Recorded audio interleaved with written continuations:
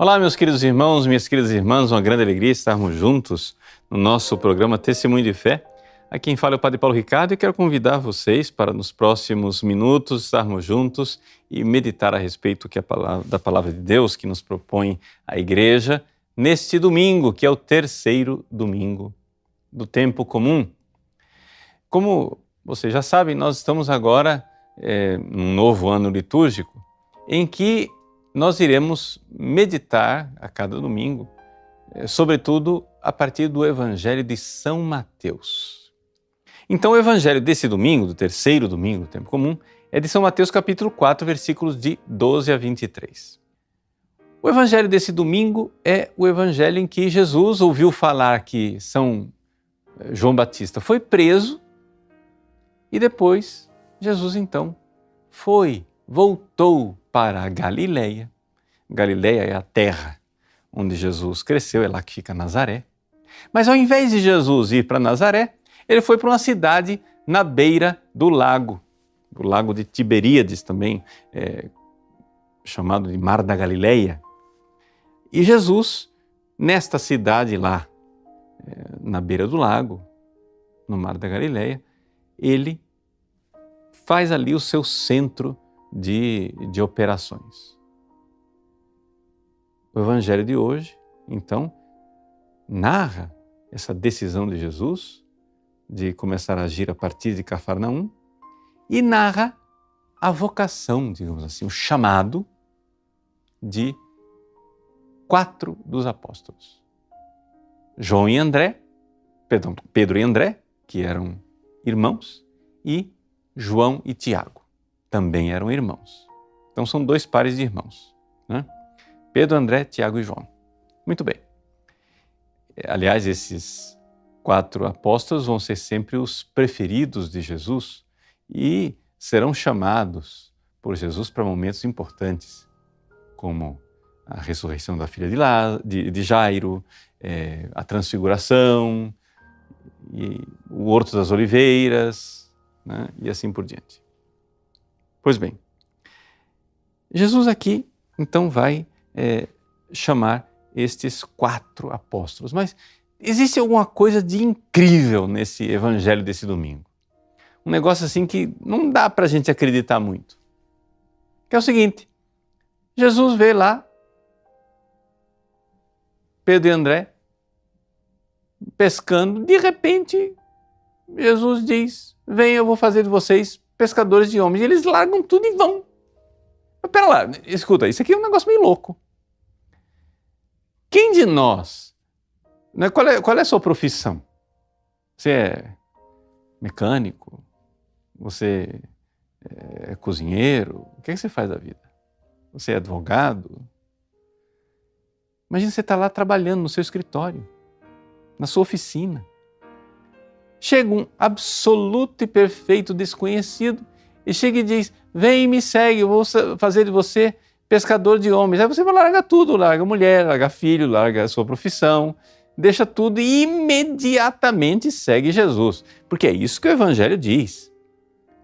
Versículo 20, eles imediatamente deixaram as redes e o seguiram. Versículo 22 se repete outra vez. E eles imediatamente deixaram a barca e o pai e o seguiram. Como assim? Essa coisa que parece para nós bastante intrigante é resolvida por Santo Tomás de Aquino, não somente pela ciência bíblica, mas pela tradição da Igreja. Que é o seguinte, na verdade, já que nós estamos lendo o Evangelho de São Mateus, nós temos que lembrar que Mateus, Marcos e Lucas são evangelhos que apresentam um resumo da vida de Jesus. Ou seja, na realidade, aquilo que São Mateus está nos apresentando aqui não é a primeira vocação de Pedro, André, Tiago e João. Santo Tomás diz, é a terceira vocação, é o terceiro chamado. Ou seja, é a terceira vez que Jesus está chamando. Isto significa que para entender este milagre de como é que Jesus entra na vida da pessoa e você vai e larga tudo e segue Jesus para entender esse milagre, um negócio assim que para nós parece impossível, você tem que entender que tem um processo. E Santo Tomás de Aquino nos ensina a compreender esse processo. Qual foi o processo então? Vamos lá. Vejam. Recordar, nós aqui estamos no último ano da pregação de Jesus. Ou seja, o Evangelho mesmo nos diz, ele coloca a data aqui. Ele diz que João Batista foi preso. Quando João Batista foi preso, Jesus vai para Galileia e lá começa a pregação do seu último ano aqui na Terra. Mas o que é que aconteceu antes? Vamos fazer uma recapitulação? Bom, vamos lá. Santo Tomás de Aquino nos recorda uma tradição da Igreja. Ah, lá vem o senhor Padre Paulo com essa coisa de tradição. A Igreja, nós estamos em outros tempos, não tem por que acreditar. Não, a Igreja continua acreditando nisso. Está aí no ofício. Quem reza a liturgia das horas, no dia da Epifania do Senhor, né? Quando a gente reza vésperas, a gente lê a seguinte antífona. Eu vou ler para vocês. Recordamos neste dia. Que dia? 6 de janeiro, tá? Que é a data tradicional da Epifania. A Igreja acredita que no mesmo dia, na mesma data, aconteceram 3 coisas. Em anos diferentes, mas no mesmo dia. Recordamos nesse dia 3 mistérios. Hoje, a estrela guia os magos ao presépio. Então, a Igreja crê que o mesmo dia que os magos foram lá e adoraram Jesus, é o dia em que Jesus foi batizado no Jordão e é o dia em que Jesus fez o milagre das bodas de Caná. Vou continuar a leitura da antífona. Repito, hoje a estrela guia os magos ao presépio. Hoje a água se faz vinho para as bodas. Hoje Cristo no Jordão é batizado para salvar-nos. Meus queridos, vejam, esta tradição da Igreja explica muita coisa. Vamos então contar a história para você. Deixa de lado a história dos magos, que aconteceu muitos anos antes, e não vem aqui ao caso. Como é que começou a vida pública de Jesus? A vida pública de Jesus começou com o batismo. Jesus foi batizado no Jordão. Acontece que, 1 ano depois, Jesus estava em Caná, na mesma data, transformando a água em vinho. Portanto, aquilo que para nós pode parecer uma coisa imediata, não é imediato. O que aconteceu de fato, e Santo Tomás de Aquino nos recorda, é o seguinte: Jesus foi batizado no Jordão, foi para o deserto ser tentado pelo diabo, e então Jesus começou a pregar, mas uma pregação em que, na verdade, Jesus estava reforçando a pregação de João Batista. Jesus, no primeiro ano dele, não fez milagres. E a coisa óbvia que ele não fez milagres é que Caná da Galileia é o primeiro sinal, o primeiro milagre dele. Então, entre o batismo e o primeiro milagre de Jesus, teve um ano inteiro em que Jesus não fez milagres. Ele simplesmente reforçou a pregação de João Batista. E qual era o conteúdo desta pregação? O próprio São Mateus apresenta isso de forma resumida no Evangelho desse domingo. Ele diz, versículo 17, convertei-vos. Essa é a pregação de João Batista, ponto. Convertei-vos. A pregação de João Batista era exatamente isso. Olha, vocês mudem de vida, porque o juízo está próximo. Jesus então pregou. Quando Jesus pregou esse primeiro ano, Jesus não apresentou um conteúdo diferente de João Batista, sabe por quê? Porque é evidente, gente. Jesus não veio abolir o Antigo Testamento. Jesus não queria apagar a pregação de João Batista, senão por que é que Deus teria mandado João Batista para preparar o caminho? Era necessário que houvesse aquela preparação do caminho. João Batista preparou o caminho. E preparar o caminho quer dizer o seguinte, conversão. Preparar o caminho quer dizer o seguinte, vocês tratem de mudar de vida, seguir os mandamentos. Como que você vai agora querer ser de Deus e não largar os pecados mortais que vão contra os 10 mandamentos? Essa é a primeira coisa que você tem que aplicar na sua vida aqui. A primeira conversa que a gente tem que entender aqui, gente, é que como que Pedro, André, Tiago e João largaram tudo e seguiram Jesus? Foi assim, mágica? Traque, de repente, foi, largou tudo. Não, começa pelo começo, vamos começar pela base. Larga os pecados mortais.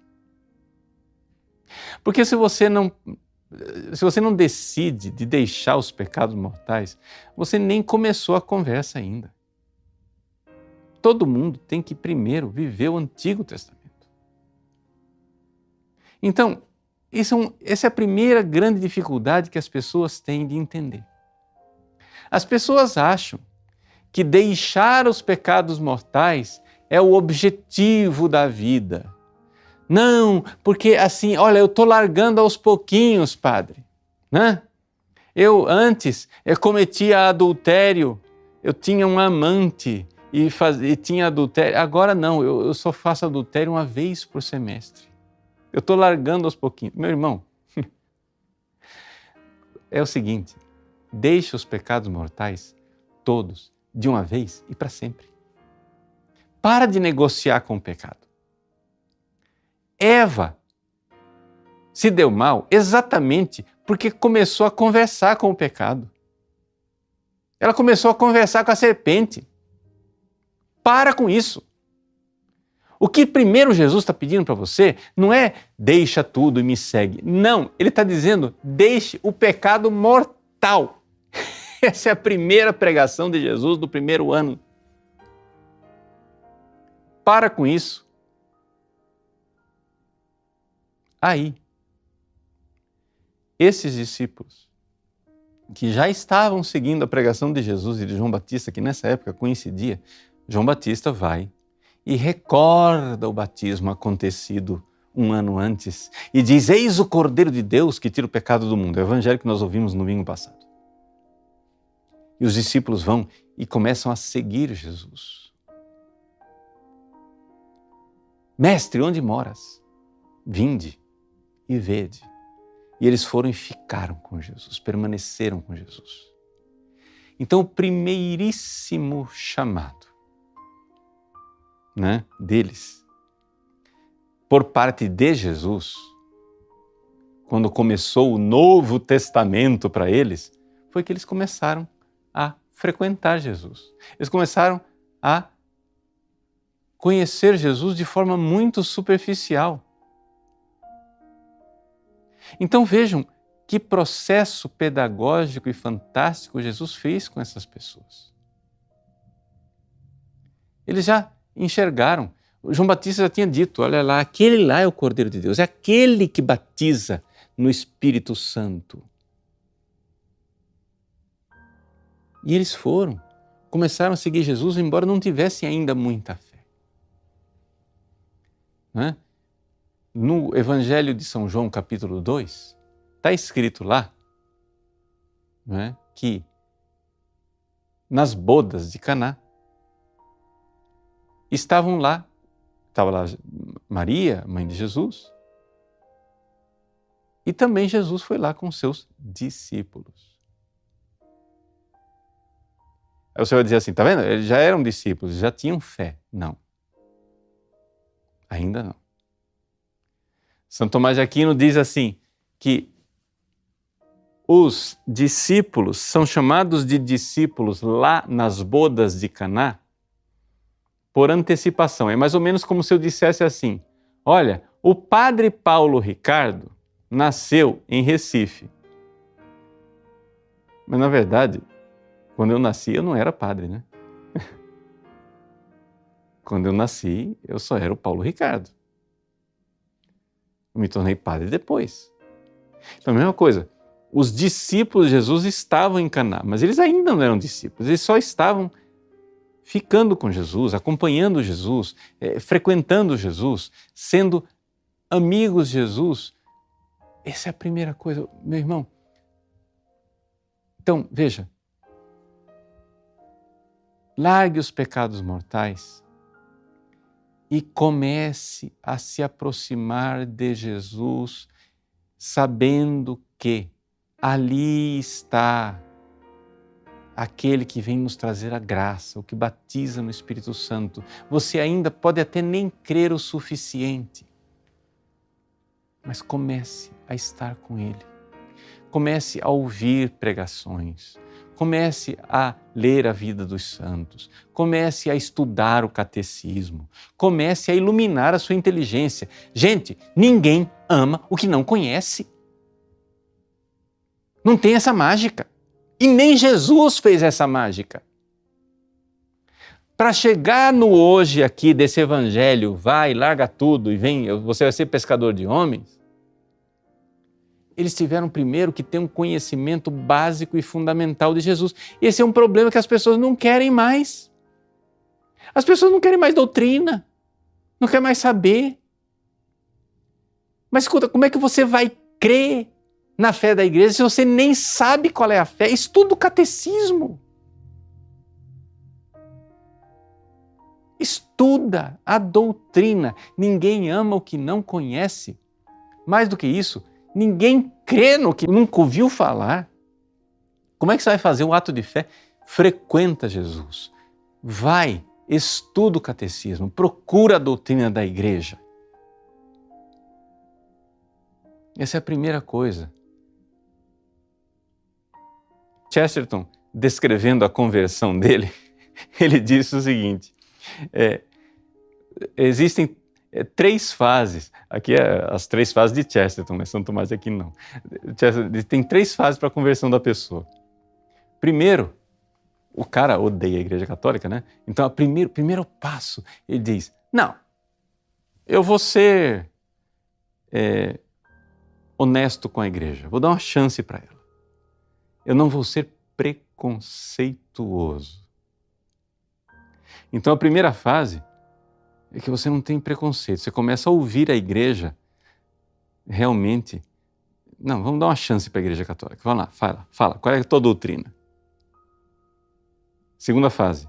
Quando você resolveu ser fair with the church, diz Chesterton, quando você resolveu ser legal com a Igreja, resolveu não ser preconceituoso, dar um desconto para ela, não, vamos dar uma chance para ela. A segunda fase é a seguinte: você começa a ficar fascinado pela Igreja. Você vê que aquilo tem uma lógica maravilhosa. E você vê que a Igreja Católica é fantástica. E aí vem a terceira fase, diz Chesterton, em que você tenta com todas as suas forças fugir da Igreja. Porque primeiro você deu uma chance para ela, depois você ficou fascinado com ela, mas depois você viu que ela está te pedindo a vida. E você começa a espernear e quer cair fora.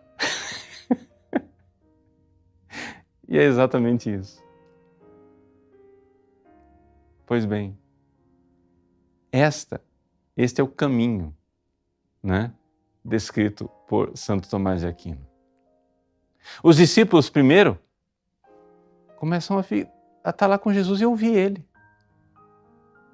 Depois, eles começam a ver os milagres e eles começam a crer. Mas depois que eles creram, Jesus começa a mostrar que eles têm que dar tudo. É um processo. É o processo da graça. É o processo que faz com que você realmente enxergue não somente que Jesus é importante, não somente, primeira fase, Jesus é importante, deixa eu ouvi-lo. Não somente que Jesus é o próprio Deus, você começou a ter fé, esse é o segundo chamado. Mas tem a terceira fase.